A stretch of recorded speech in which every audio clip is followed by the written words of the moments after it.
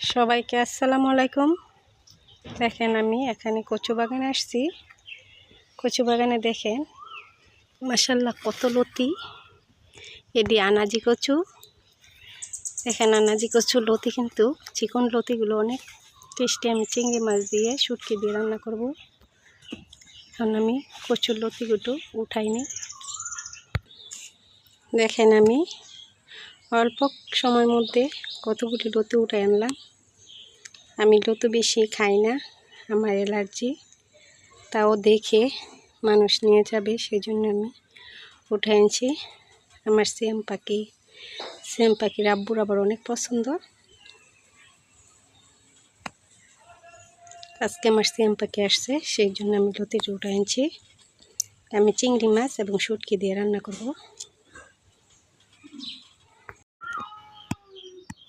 একে একে আমি সবগুলো লতি আমি বেছে নিয়েছি। এখন আমি চুলাতে তাওয়া বসাইছি। আমি লতিগুলো টেলে নিব। আমি সব সময় লতি আমার মায়ের টেলে রান্না করতো, আমিও লতিটি শুকনো খোলাতে আমি টালবো। টাললা এরপরে লতিটা আমি রান্না করব।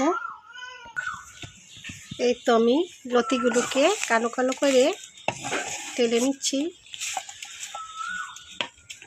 অল্প অল্প দিয়ে আমি সবগুলো লতি টেলে নিব। আমি এক এক করে সবগুলো লতি আমি এইভাবে টেলে নিচ্ছি। এখন আমি ভালো করে ধুয়ে এরপরে আমি লতিটা রান্না করব। এদিকে আমি চিংড়ি মাছ আর আমি শুটকি দিব না, শুটকি দিলে আমার লতি খেতে ভালো লাগে না। আমি একটা বড় কার্বো মাছের পেটের চাক দিছি। আর এদিকে চিংড়ি মাছটা আমার অল্প, আমার পুকুরে এখন চিংড়ি মাছ নাই। শ্যাম পাখি পুকুরে পেলুন দিয়া খেয়েও দিছে, বেশি উঠে নেয়, অল্প কয়েকটা উঠছে। সেই জন্য আমি একটা মাছের পিস দিয়ে দিছি।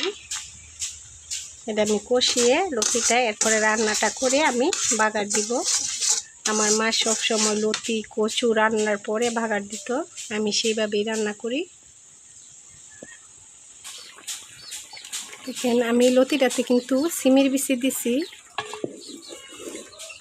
দেখেন চিংড়ি মাছ সিমের বিচি।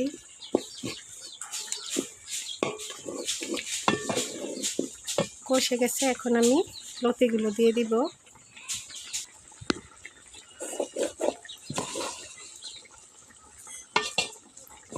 এখন আমি লতিগুলো দিয়ে দিলাম।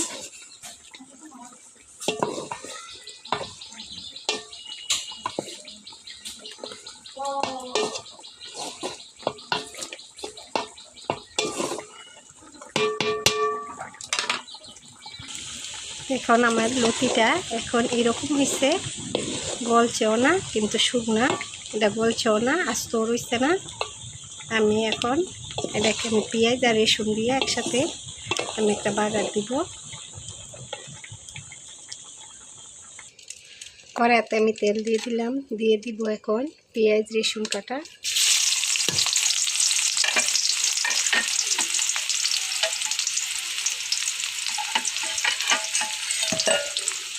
আমি পেঁয়াজ রসুনগুলো একটু লালচে হয়ে গেলে আমি লতিটা দিয়ে দিব।